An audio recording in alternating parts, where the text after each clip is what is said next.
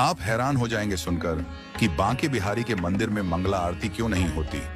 तो हुआ यूं कि एक आदमी बांके बिहारी के मंदिर के बाहर रोज सफाई करता था और वहीं भोजन करने के बाद रात्रि में मंदिर के बाहर ही सो जाता।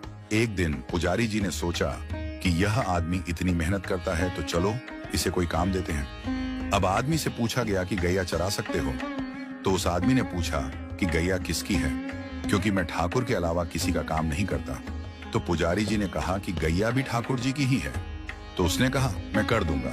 तो पुजारी जी ने कहा कि तुम कल से गैया लेकर जाना और तुम्हें भोजन भी वहां जंगल में ही मिल जाएगा। अगले दिन वो गैया लेकर गया और गैया चराने लगा। रोजाना उसके पास दोपहर में खाने के समय पर भोजन पहुंच जाता था। अब एक दिन क्या हुआ कि भोजन के समय पर भोजन नहीं आया। तो भूख की वजह से वह आदमी चिंता में आ गया। सोचने लगा कि जाकर पुजारी जी से शिकायत करूंगा और बहुत गुस्सा होने लगा।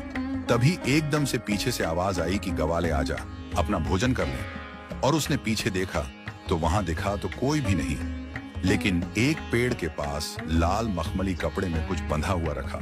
वह गवाला वहां गया और जाकर देखा कि वहां तो भोजन रखा हुआ है।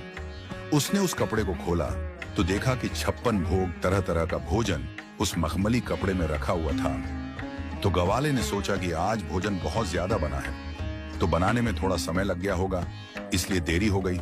लेकिन फिर भी उसने कहा कि आज कोई आदमी दिखाई नहीं दे रहा है जो भोजन लेकर आया।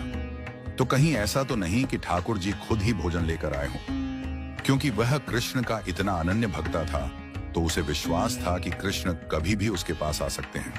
उसने आराम से भोजन किया और वो लाल कपड़े में सारे बर्तन बांध करके शाम को पुजारी जी के पास पहुंचा और जाकर बोलता है, पुजारी जी आज आपका कोई आदमी भोजन देने नहीं आया। मुझे लगता है कि आज ठाकुर जी खुद भोजन देने आए। पुजारी जी बोले कि आज तो भोजन बना ही नहीं, क्योंकि आज तो एकादशी का दिन है, आज तो व्रत है सबका।